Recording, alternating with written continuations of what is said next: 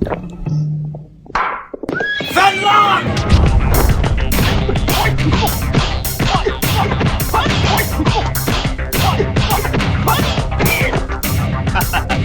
yet learned your lesson? This time, Fenlong, I came ready. Ready to lose again?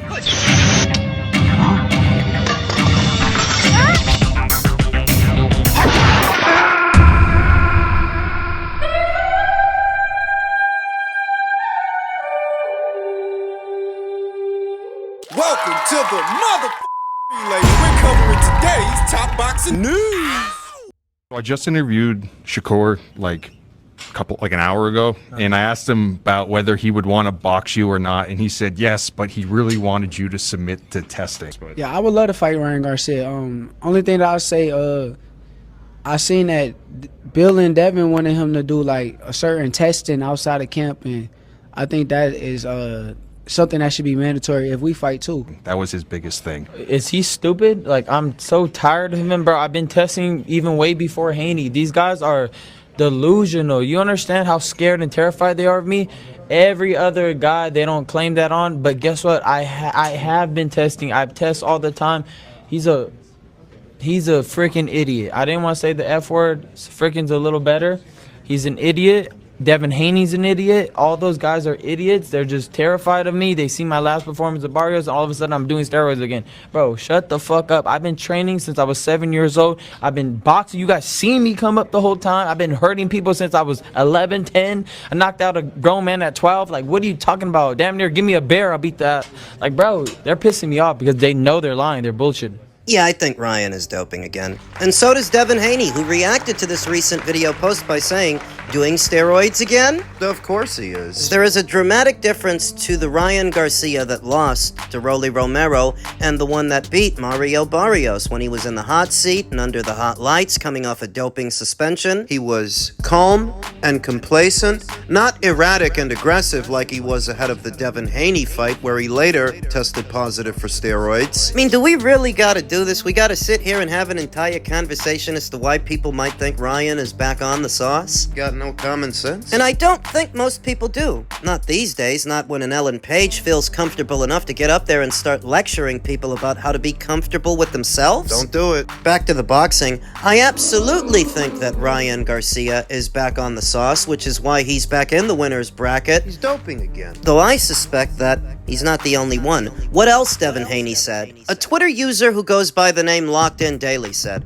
Ryan is a WBC champion. The WBC forces year-round testing on all of their champions. Oh, do they? To which Devin Haney responded, I was a WBC champion for years and never been tested once. Wait, what? A poor choice of words that we are left to reconcile. How could he say that he's never been tested? Then what happened in the Ryan Garcia fight? Was he not tested for that? It's a poor choice of words is what I suspect. It's not that he's never been tested, it's that he's never been forced to by the World Boxing Council or their clean boxing program that they're supposedly running alongside the Voluntary Anti-Doping Association. Huh? Following the Floyd Mayweather era and the sudden emphasis on anti-doping testing ahead of a major fight like with his against Manny Pacquiao, You'll remember that became the focus of their fight and the build-up of it in 2015, so that in 2016, the World Boxing Council paired up with the Voluntary Anti-Doping Association and launched their clean boxing program. And I think that I, like many of you, was initially fooled by this, thinking that this was a move towards a cleaner sport, because that was the slogan. not even realizing it right there and then, but learning over time that anti-doping testing, it isn't cheap. It's several $1,000s at a time. And the more testing there is, the more that it costs. So, the World Boxing Council launches the clean boxing program in 2016, but at no point did they foot the cost of anti-doping testing for any fight. They weren't going to pay for it. They're still not paying for it now. So when Devin Haney says that he was a champion for years, but he was never tested once, not by them. And you know that Sebastian Fundora said the same thing. That he was never tested by the World Boxing Council, by their clean boxing program. What that essentially means is the program is a farce. It's a sham. It's all for show. It always was. Any anti-doping testing in association with a match is paid for out of the fighters' purses, and that's if they're willing to pay. That's if they're willing to do it. It's on them. Or do you think all this time that it's been the WBC themselves footing the bill for the anti-doping costs? No, of course not. They don't pay for anything. I don't know of any anti-doping testing conducted for Ryan Garcia's fight with Mario Barrios. And that was a WBC title fight. By definition, there should have been mandatory drug testing for that fight, but to my knowledge, nobody was tested. Not Ryan, not Mario, not nobody. Likely because they didn't want to have to pay for that shit. The money to do it comes out of their purses. Ryan is likely still doping. He's still got his secret to keep, though I suspect he's not the only one. I suspect that many of the top-level boxers you hear about, you talk about, you see on your TV, they're doping too. They always have been. And the true role of anti-doping testing in the sport of boxing has never been to clean up the sport because it was never cost feasible to do it. What it really is, Way too expensive. the cost of putting on a boxing match if you had to test everybody on a card would be astronomical, to the point where putting on boxing matches would become too expensive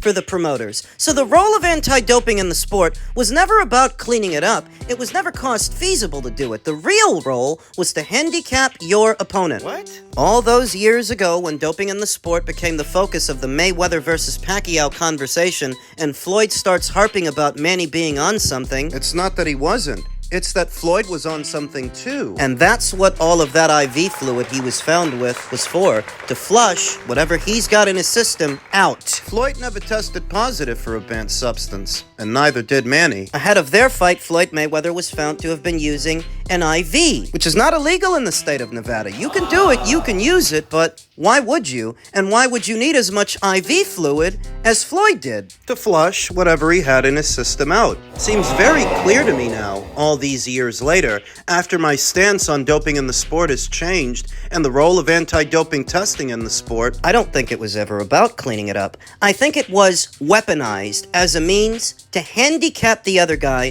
so that he doesn't get to use his gear, but you get to use yours. Wouldn't they both be subject to the same testing, though? Theoretically, they would, but if you're in the know and know when the testing is set to begin, you know when not to be doping and when to flush it out. Come on, kids, it's not that complicated. You can work this one out on your own. The WBC can start up as many programs as they want. If they're not going to pay for anything, they don't have any teeth. If there's any VADA testing being conducted, it's being paid for by the fighters themselves. And not every fighter pays for it. It's a racket within a racket. That's what it is. Once again, it's become a talking point ahead of what could be a Garcia versus Stevenson fight. Shakur Stevenson wants testing. Ryan's getting upset about it. But was Ryan Garcia tested in his last fight? Is he going to be tested for his next one? I didn't see VADA make any announcements. With the passing of Victor Conti, who was one of the more vocal advocates for anti-doping testing in the sport, alongside VADA, don't you notice that VADA is sort of fading into the background and anti-doping testing with it? The need to keep up appearances when by now, I think a lot of people have put it together. The boxers know what's going on behind the scenes. They may have felt a need in previous eras of boxing to seem like clean athletes when it's becoming more obvious that most of the sport is dirty and most of the sport knows about it. But now the fans are finding out too. And a good number of them are okay with that. In spite of Ryan Garcia's dirty test following the Haney fight, people still chose to support him. Fighters still chose to fight him. The guy he's about to fight now, Conor Ben. He popped hot for a banned substance, and following that, Chris Eubank Jr. still chose to fight him. Ryan Garcia, he's about to. I think the cat's out the bag, fellas. Don't romanticize this sport or these people, because they'll break your heart. They're just people. And if the difference between winning and losing when multi-million-dollar deals are on the line is a little old needle, a little old syringe, you think they won't do it? Don't romanticize this sport or these people. I don't even castigate fighters for doping anymore because I'm of the opinion most, if not all, of the top-level boxers are likely doping. Think about it. May seem unfair to use some sort of a substance to gain a competitive edge, but if everybody else is doing what you're doing, then you all have the same edge and you're all on an even playing field because you're all on something.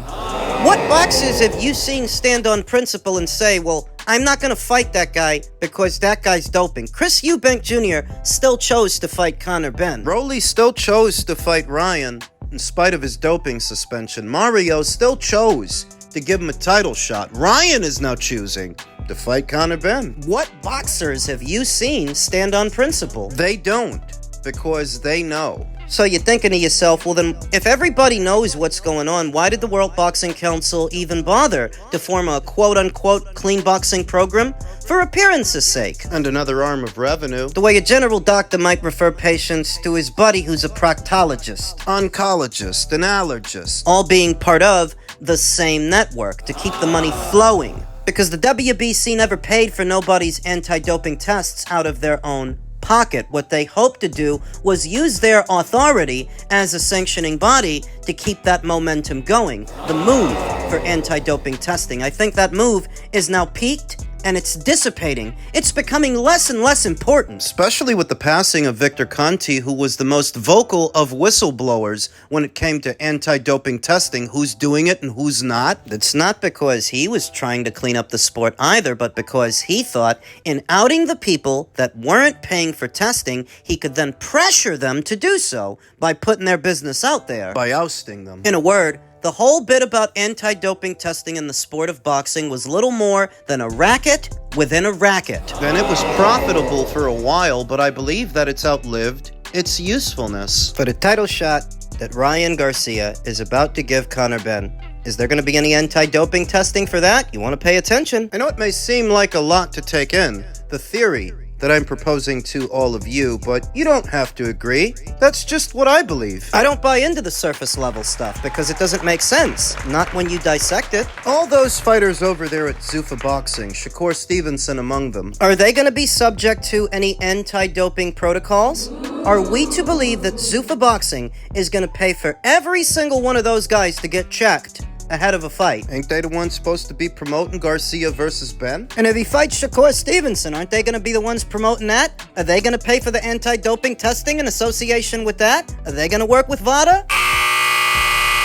There is too much information out there and too many inconsistencies within it for anybody to have this grade school understanding of what's going on. At this point, you'd have to choose not to pay attention. The clean boxing program is not a subsidized program that foots the bill for anti-doping in the sport. They don't pay for anybody's testing. That boils down to the fighters, and the fighters... Sometimes they pay for it, and sometimes they don't. Ryan Garcia, he blames VADA for his dirty tests. Remember? So do you think that same Ryan Garcia, who blames that same VADA, turned around and hired them to handle the anti-doping testing for his last fight? Do you think he's gonna hire them to do it for his next fight? Isn't he supposed to? And if he doesn't, ain't the World Boxing Council supposed to strip him? You know, because the testing is mandatory. For any one of these journos in attendance for a press conference where you might rub elbows with Ryan Garcia, the question you want to ask him is, if you don't trust VADA, who's been doing the anti-doping testing for your fights? Has it been them? Has it been somebody else? Because I don't see anybody else connecting these dots.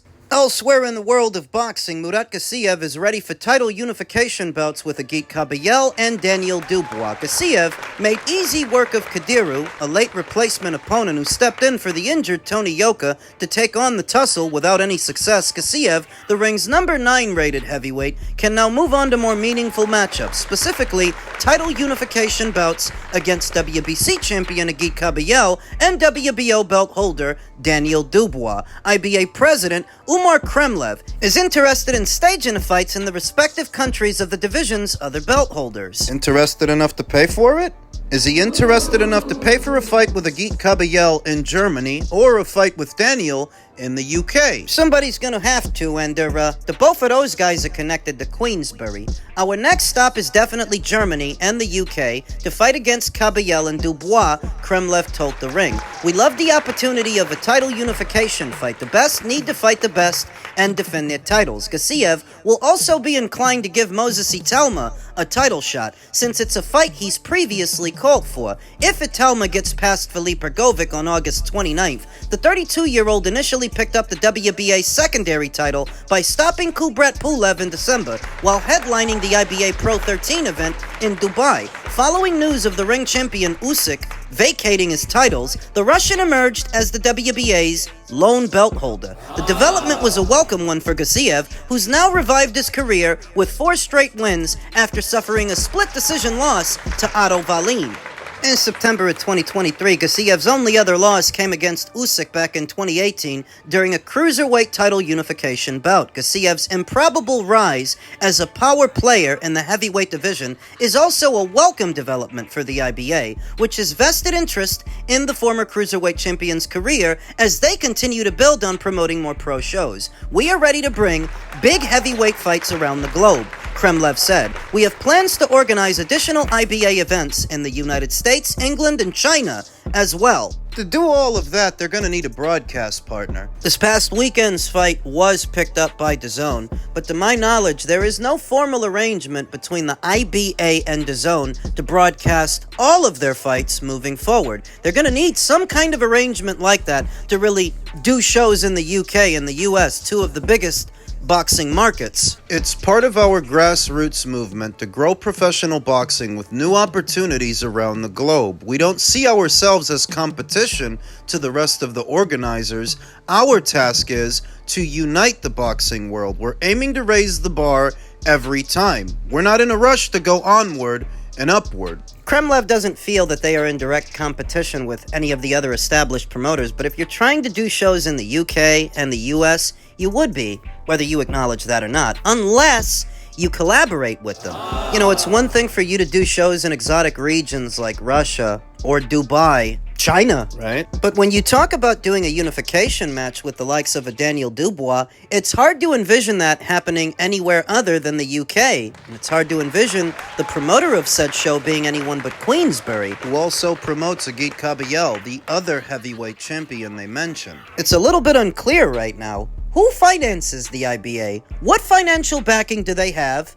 And where is it coming from? Because they do seem a well-financed organization, able to fly out the likes of Derek Chisora, Manny Pacquiao, several other notable figures from the world of boxing, and all in the absence of a major broadcast partner, making it sort of nebulous where they're getting their money from. They've got big plans. And they've already done a couple of shows. The next order of business has got to be beefing up their stable of fighters. They have at least one champion under the promotional banner in Murat Gasev, but they're going to need a lot more than that to really make a splash. They're doing all right so far, at a very low level. Maybe what they can do is corner the market on Eastern European fighters, groom and develop them, vet them, and build shows around them. But as stated, if what they want to do are fights with Daniel Dubois or Agit Kabayel, it's a little hard to imagine that they would be at the helm of the promotion. I would think it would be Queensberry. They also mentioned Moses Itelma, and I think it would be the same thing there. So we'll see what happens.